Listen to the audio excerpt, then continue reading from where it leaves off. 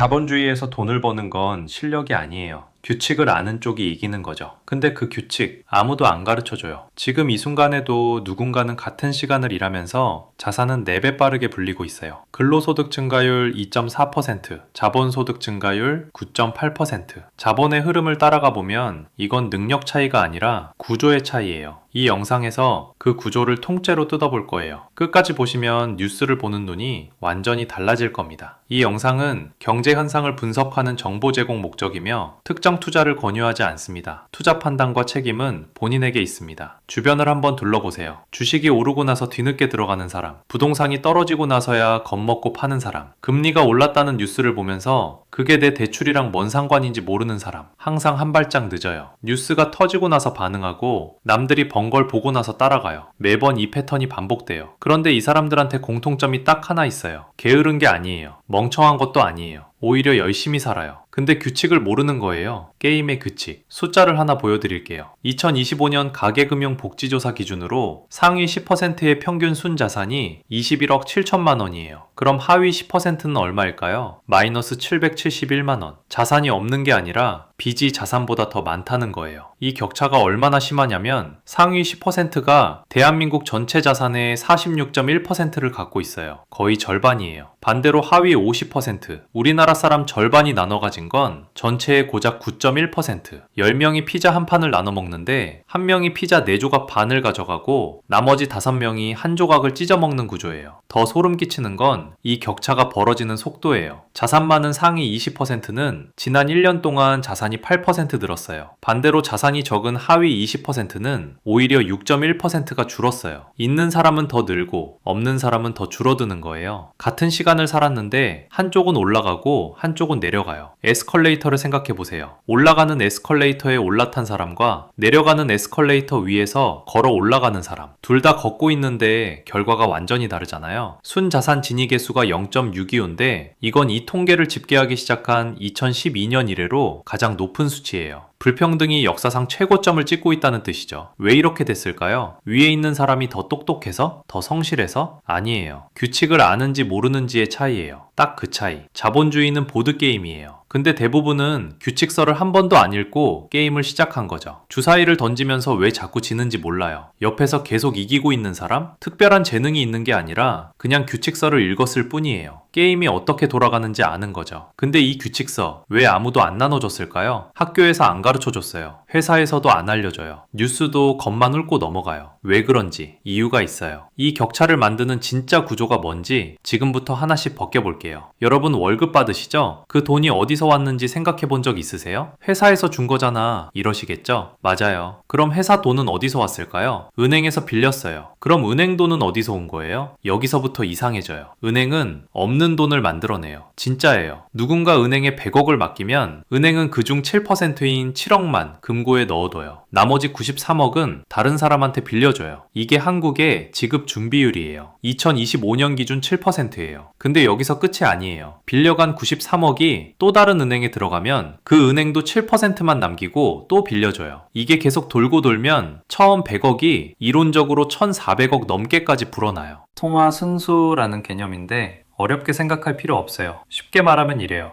여러분이 친구한테 10만 원을 빌려줬다고 쳐보세요. 은행은 그 10만 원 하나를 가지고 100만 원을 빌려주는 구조예요. 없는 돈 90만 원이 갑자기 생기는 거예요. 이게 갑자기 누가 발명한 게 아니에요. 약 300년 전 영국으로 가보면 이야기가 시작돼요. 그때 금세공업자들이 사람들의 금화를 대신 보관해주면서 보관증을 써줬어요. 이 보관증이 지폐의 시작이에요. 사람들이 금화를 직접 가지고 다니기 귀찮으니까 보관증끼리 주고받기 시작했죠. 그러다 금세공업자들이 한 가지를 눈치챘어요. 금화를 직접 찾으러 오는 사람은 전체의 일부뿐이라는 거예요. 그래서 실제 보관하고 있는 것보다 더 많은 보관증을 만들어서 빌려주기 시작해요. 없는 금화에 대한 영수증으로 이자를 받은 거죠. 대단하죠? 없는 걸 빌려주고 이자까지 받는 비즈니스. 이게 바로 은행의 탄생이에요. 잠깐, 이게 왜 여러분 월급이랑 관련 있냐면요. 이 구조 때문에 세상에 돈이 계속 늘어나요. 돈이 늘어나면 당연히 돈의 가치가 떨어지죠. 짜장면이 1960년에 15원이었어요. 지금은 7,000원이 넘어요. 짜장면이 갑자기 귀해진 게 아니에요. 돈의 가치가 그만큼 쪼그라든 거예요. 월급이 해마다 오르는 것 같아도 돈 자체의 가치가 줄고 있으면 실질적으로는 제자리이거나 오히려 뒷걸음질인 거예요. 1944년에 세계 44개국이 모여서 브레튼 우즈 협정을 맺었어요. 미국 달러를 세계 기축통화로 쓰겠다는 약속이었죠. 조건이 있었어요. 달러를 가져오면 금 1론스에 35달러로 바꿔주겠다는 거예요. 그런데 1971년 닉슨 대통령이 그 약속을 일방적으로 깨버렸어요. 금으로 안 바꿔주겠다고 선언한 거예요. 그 뒤로 달러는 금이라는 닻을 잃은 배가 됐어요. 마음 먹으면 얼마든지 찍어낼 수 있는 종이. 근데 이 종이가 여전히 세계 경제를 움직이고 있어요. 그런데 이게 전부가 아니에요. 이 돈의 구조 위에 또 다른 구조가 숨어 있어요. 이게 진짜 무서운 거예요.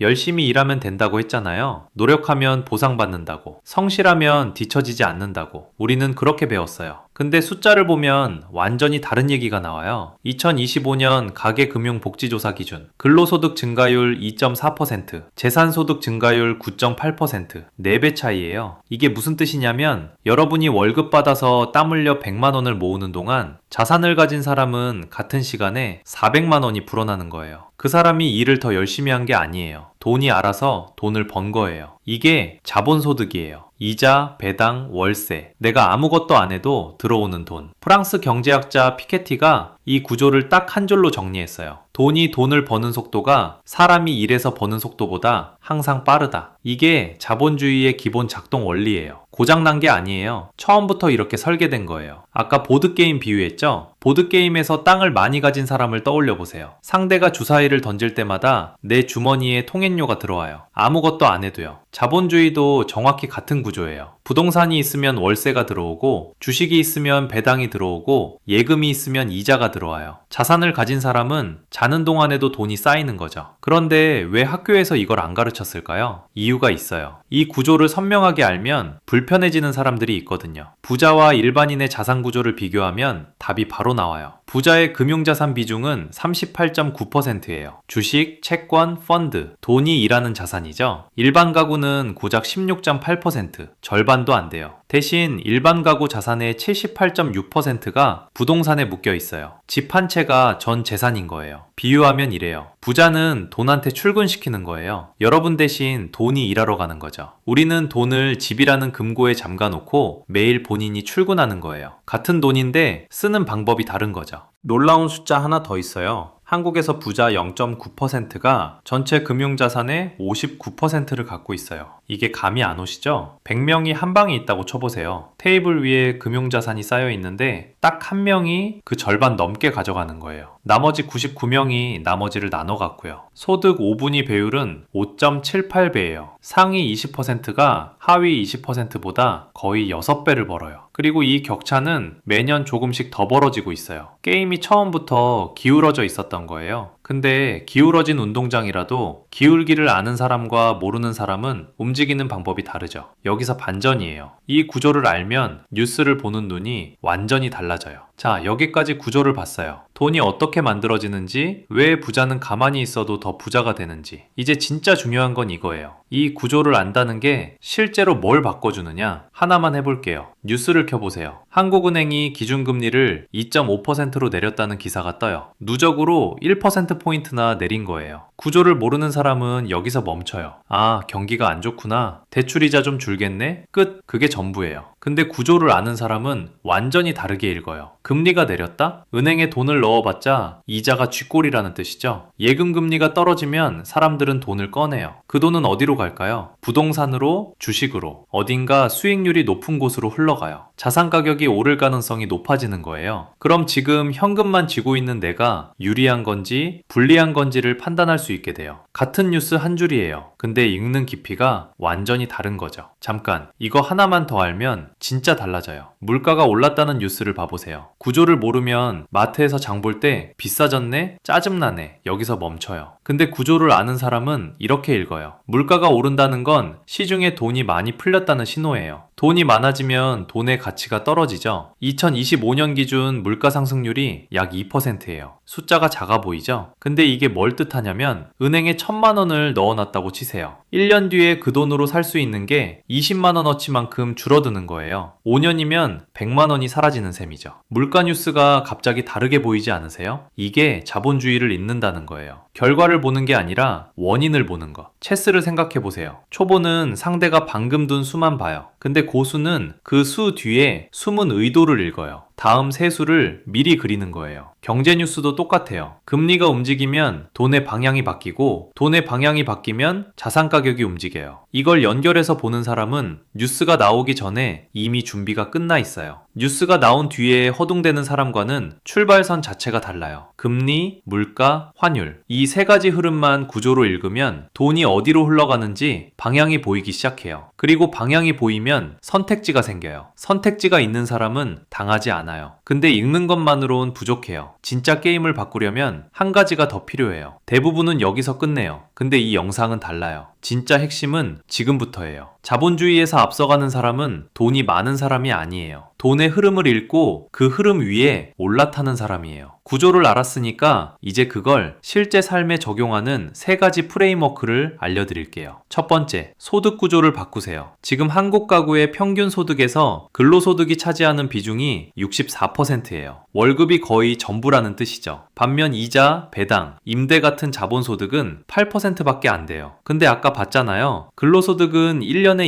2.4% 늘어나는데 자본소득은 9.8%씩 늘어나요. 같은 시간이 지나면 격차는 점점 벌어질 수밖에 없어요. 그러니까 핵심은 간단해요. 월급의 일부를 일하게 만드는 거예요. 금액이 작아도 상관없어요. 10만 원이든 30만 원이든 자본소득의 비율을 0%에서 1%로 만드는 그 첫걸음이 중요한 거예요. 수입이 100% 근로소득인 구조에서 벗어나는 게 시작이죠. 부자들은 금융자산 비중이 39%예요. 일반 가구는 17%. 이 차이가 시간이 지나면서 눈덩이처럼 불어나는 거예요. 두 번째, 뉴스를 구조로 읽는 습관을 만드세요. 금리, 물가, 환율 이 세 개는 따로 노는 게 아니라 톱니바퀴처럼 맞물려 돌아가요. 금리가 내리면 시중에 돈이 풀리고 돈이 풀리면 물가가 오를 수 있고 물가가 오르면 환율에도 영향을 줘요. 이걸 하나의 흐름으로 보는 거예요. 매일 경제 뉴스를 볼 때 딱 하나만 물어보세요. 이게 내 자산에 어떤 영향을 주지? 이 질문 하나를 습관으로 만드는데 한 달이면 충분해요. 그러면 같은 뉴스를 봐도 남들과 완전히 다른 그림이 보이기 시작해요. 세 번째가 제일 중요해요. 이건 부자들이 절대 직접 말해주지 않는 거예요. 시간을 무기로 쓰세요. 자본 수익률이 경제 성장률보다 높은 구조. 아까 봤죠? 이게 우리한테 불리한 건 맞아요. 근데 이 구조에 뒷문이 하나 있어요. 복리예요. 복리는 시간이 길어질수록 폭발적으로 커져요. 쉽게 말해서 매달 30만 원을 연 7% 수익률로 20년 동안 꾸준히 넣는다고 해보세요. 원금은 7,200만 원이에요. 근데 20년 뒤 결과는 약 1억 5천만 원. 원금의 2배가 넘어요. 8천만 원 가까이가 복리로 불어난 거예요. 이건 부자만의 특권이 아니에요. 시간은 누구에게나 똑같이 주어지거든요. 부자의 무기가 자본이라면 우리의 무기는 시간과 복리예요. 근데 이 무기는 일찍 시작할수록 강력해져요. 10년 뒤에 시작하면 같은 결과를 내기 위해 3배 가까이를 넣어야 해요. 이건 종목 추천이 아니에요. 어떤 자산을 사라는 얘기가 아니라 돈이 흐르는 구조를 이해하고 여러분 상황에 맞게 그 흐름 위에 올라타라는 거예요. 자본주의를 욕하는 건 쉬워요. 불공평하다, 기울어져 있다, 구조가 잘못됐다. 다 맞는 말이에요. 근데 좋든 싫든 우리는 이 경기장 안에서 살아가야 해요. 경기장을 떠날 수 없다면 경기장의 규칙을 아는 게 생존 전략이에요. 규칙을 모르면 어떻게 되냐면요. 매번 한 발 늦어요. 주식이 오르고 나서 뛰어들고 부동산이 떨어지고 나서 허겁지겁 팔고 금리가 바뀌었는데 그게 나한테 무슨 의미인지도 모르고 뉴스에 흔들리고 유행에 휩쓸리고 평생 뒤에서 쫓아가면서 남들이 번 걸 부러워하는 거예요. 근데 규칙을 알면 달라져요. 흐름이 보이니까 여유가 생겨요. 남들이 공포에 떨 때 혼자 구조를 보고 남들이 흥분할 때 한 발 물러서서 원인을 봐요. 조급하지 않아요. 왜냐고요? 다음에 무슨 일이 벌어질지 대략적인 그림이 그려지니까요. 그게 앞에서 가는 사람과 뒤에서 쫓는 사람의 진짜 차이예요. 돈의 양이 아니라 구조를 읽는 눈의 차이죠. 보드게임 규칙서를 읽은 사람이 무조건 이기는 건 아니에요. 근데 적어도 바보 같은 실수는 안 하죠. 그리고 상대의 다음 수를 예측할 수 있어요. 자본주의도 똑같아요. 규칙을 안다고 당장 부자가 되는 건 아니에요. 근데 규칙을 모르면 이 게임에서 절대 이길 수 없어요. 그리고 한 가지 더요. 규칙을 아는 사람은 실수해도 복구가 가능해요. 왜 잘못됐는지 구조를 알고 있으니까요. 근데 규칙을 모르는 사람은 같은 실수를 반복해요. 왜 잘못됐는지를 모르니까요. 쪄내는 이유가 있어. 돈이 어디서 만들어지고 왜 부자에게 더 많이 흘러가고 어떤 신호가 방향을 바꾸는지 이제 그 구조가 보이기 시작했다면 내일부터 뉴스를 볼 때 달라진 자신을 발견하게 될 거예요. 결과를 보던 눈이 원인을 보는 눈으로 바뀌어 있을 거예요. 다음 영상에서는 금리, 물가, 환율 이 세 가지를 한 번에 읽는 실전 프레임워크를 다룰 거예요. 뉴스 한 줄로 돈의 방향을 읽는 법. 구독과 좋아요를 눌러두시면 그 영상이 올라왔을 때 바로 볼 수 있어요. 자본주의는 규칙을 아는 사람의 게임이에요. 이제 여러분도 규칙서를 읽기 시작한 거예요. 이 영상은 경제 현상을 분석하는 정보 제공 목적이며 특정 투자를 권유하지 않습니다. 투자 판단과 책임은 본인에게 있습니다.